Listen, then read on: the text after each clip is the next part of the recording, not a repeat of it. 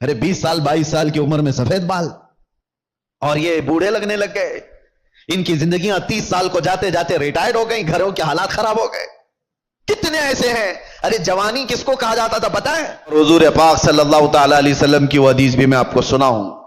قیامت کے قریب ایسے حالات ہوں گے کہ بچے جوان نظر آئیں گے اور جوان بوڑھے نظر آئیں گے. کیا آج نہیں معلوم آپ کو؟ بچوں کے اندر جو حرکتیں ہیں وہ جوانوں سے کی جیسی ہیں.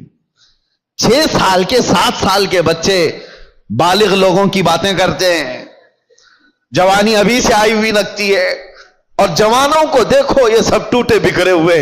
ارے 20 سال 22 سال کی عمر میں سفید بال اور یہ بوڑھے لگنے لگ گئے. ان کی زندگیاں 30 سال کو جاتے جاتے ریٹائرڈ ہو گئی. گھروں کے حالات خراب ہو گئے. کتنے ایسے ہیں. ارے جوانی کس کو کہا جاتا تھا پتہ ہے؟ 40 سال کے بعد جوانی شروع ہوتی جس کو مضبوط جوانی کہا جاتا. آج 40 سال میں بوڑھا ہے آدمی, بوڑھا ہے. قیامت کے اتنے قریب ہم آ چکے. میرے آقا نے فرمایا تھا ایک دور آئے گا کہ جب بچے جوان نظر آئیں گے اور جوان بوڑھے لگنے لگیں. ان حالات کا باریکی سے آپ مطالعہ کرو میرے عزیزو. اب ہمیں تقریروں کے اعتبار سے کوئی ایک مقرر ایک خطیب سمجھ کر کے ایک ٹرینڈ کے حساب سے مت لو. میرے پاس اب وہ فن بھی نہیں ہے, نہ میں اپنے الفاظ سے چمکا کر کے کسی کے اوپر دباؤ ڈالنے کے لیے تقریریں کرتا ہوں. نہیں, ایک درد نکلتا ہے آج امت کے لیے خاص طور پر. بہت جلدی وہ دن بھی آ جائے گا, شاید اعلان ہو جائے کہ ہم بھی مر گئے, دنیا سے نکل گئے. جتنے دن ہمارے باقی رہ گئے کبھی یہ خیال آتا ہے کہ بارگاہ مصطفیٰ صلی اللہ علیہ وسلم میں جانا تو طے ہے, مرنے کے بعد قبر میں منہ دکھانا تو طے ہے.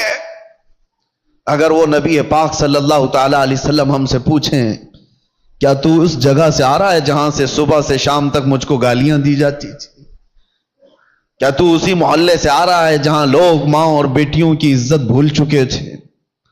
زنا اتنا عام ہو چکا تھا کہ جانور بھی اس طرح کا جوڑا نہیں کھاتے. گھر گھر آج محفوظ نہیں ہے. لوگ بیٹھ رہے ہیں آج ہمارے پاس آ کر کے حیرت ہوتی ہے کہ زنا کے معاملات کو حل کرنے کے لیے بیٹھتے ہیں تو رونگٹے کھڑے ہوتے ہیں, کلیجہ منہ کو آتا ہے. باپ بیٹی کو لے کر بیٹھا ہے, دوسرا باپ بیٹے کو لے کر کے بیٹھا ہے. کن معاملات پر آپ بات کر رہے ہو؟ ایک بار میرے آقا صلی اللہ علیہ وسلم کے پاس ایک صحابی آئے تھے, ماعز اسلمی, کہا آقا مجھ سے خطا ہو گئی ہے, مجھ سے غلطی ہو گئی ہے. حضور نے پوچھا ہوا کیا ہے؟ کہا بتا نہیں سکتا, بہت تکلیف کی بات ہے. حضور نے فرمایا بتاؤ تو تمہارا علاج کیا جا سکے. انہوں نے کہا زنا ہو گیا ہے, مجھ سے زنا ہوا. حضور نے اپنا چہرہ پھیر لیا, چہرہ سرخ تھا میرے آقا کا, لال ہو گیا. کہا جاؤ تم. وہ صحابی دھاڑے مار کر کے رونے لگ گئے. تجھ سے جو منہ چھپاؤں تو کروں کس کے سامنے؟ میں جاؤں تو پھر کہاں جاؤں؟ نبی پاک صلی اللہ تعالی علیہ وسلم نے ان کو کھڑا کر کے پوچھا ہوش میں کہہ رہے ہو؟ انہوں نے کہا ہاں میں ہوش میں کہہ رہا ہوں, ہو گئی مجھ سے خطا. حضور نے فرمایا کیا تجھے پتا ہے اسلام میں سزا کیا ہے اس کی؟ پتھروں سے مار کر ہلاک کر دیا جائے گا. انہوں نے کہا ہاں یا رسول اللہ پتا ہے مجھے. پھر بھی کہہ رہے ہو؟ کہا ہاں, اس آخرت کی سزا سے تو بہتر ہے کہ آپ مجھے دنیا میں پاک کریں. 3 مرتبہ پوچھنے کے بعد بھی جب انہوں نے کہا کہ ہاں مجھ سے خطا ہو گئی, تو حضور نے صحابہ سے کہا جاؤ یہ اقبالی مجرم ہے, انہیں لے جاؤ جبل انم, ایک پہاڑی مدینے میں, وہاں پر صحابہ لے کر کے گئے. اوپر سے ان کو پتھروں کی بارش کی گئی, وہ قتل ہو گئے, ان کا انتقال ہو گیا. یہ اسلام میں زنا پر سب سے بڑی سزا دی گئی. وہ صحابی تھے, خطا ہوئی تو نبی پاک صلی اللہ تعالی علیہ وسلم نے دنیا میں پاک کرنے کا طریقہ یہ بتایا. اور یہاں پر حالات ایسے آ گئے کہ لوگ اس کو اتنے ہلکے میں لے لیے. پھر مجھے وہ حدیث یاد آتی ہے, حضور نے فرمایا تھا قیامت کے قریب زنا اتنا عام ہو جائے گا کہ انسان ایسے جوڑا کھائیں گے جیسے گدھے اور کتے راستوں پر جوڑا کھاتے ہیں. ان کے درمیان یہ سب کامن سی چیز ہو گئی, نارمل بن گیا ہے. لوگ بیٹھ کر کے حل کر رہے ہیں, ہمیں تو رونگٹے کھڑے ہوتے ہیں किन चीजों की ये बातें लेकर बैठे हैं बेटे और बेटियों की कि ये इस तरह की हरकतें करते थे। वाज़ल्लाह रब्बिल आलमीन, एक बात याद रखो, पूरे मुआशरे में, मोहल्ले में एक जगह कोई ज़िना करता है तो पूरे मोहल्ले की बरकत खत्म कर दी जाती है। नासूर है वो कैंसर की तरह, कैंसर की फोड़ी जिस तरह पूरे जिस्म में जहर पैदा करती है, एक बेहयाई और बदकारी वाला नौजवान पूरे मुआशरे के अंदर वो नासूर बनकर जहर फैलाता है। तुम्हारी बेटियों तक भी वो हरकतें आएंगी, तुम्हारे बेटे भी महफूज नहीं रहेंगे।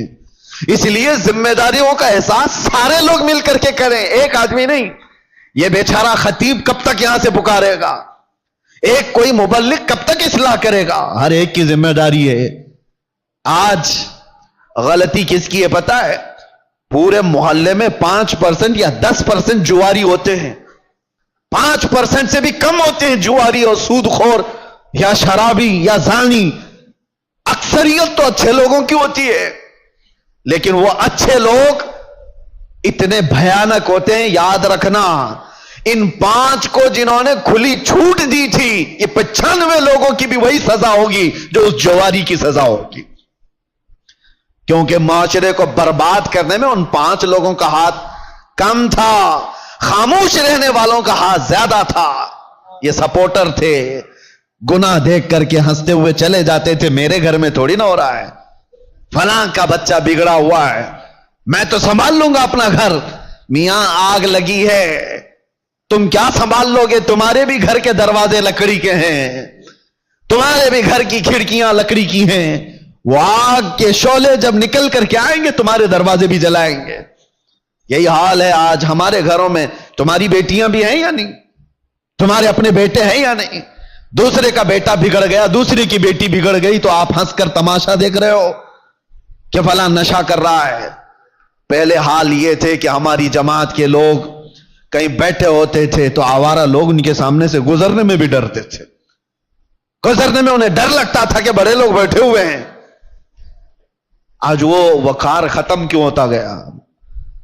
अपनी जिम्मेदारी का एहसास जब बंदा खत्म कर लेता है, तो इकबाल ने ये बहुत पहले कहा था, कुव्वते फिक्रो अमल पहले फना हो जाती है, तब किसी कौम की शौकत पे सवाल आता है। सोचने समझने की सलाहियत पहले ये खत्म हो जाती है, तब जाकर के कौम के अंदर बदकारियां फैल जाती हैं, ये ज़बूहाली का शिकार होती है। आज कौम के अंदर जो मामलात है, हम गिरे हुए इसलिए हैं कि हम अपनी जिम्मेदारियां नहीं संभालना चाहते। अब जाहिर सी बात है, एक आदमी बोलेगा तो इसको पकड़ करके ले जाएंगे, बंद कर देंगे, दूसरा उठेगा उसको पकड़कर बंद करेंगे, और सारे लोग तमाशा देखते रहेंगे। ये सोचेंगे नहीं, ये नहीं करना है, बोलना नहीं है। मैं समझता हूं इस तरह की बुज़दिली से तुम कितने साल जी सकते हो, चुप चुप रह करके, बुराइयों के बारे में नहीं बोलोगे, कंप्रोमाइज करके जियोगे, कब तक रहोगे? मौत तो आनी है, तो जब मरना ही है तो गीदड़ की 100 साला जिंदगी से शेर की 1 दिन की जिंदगी बेहतर है। हक बात करो, लोगों की इस्लाह करो और दुनिया से इज्जत के साथ जाओ।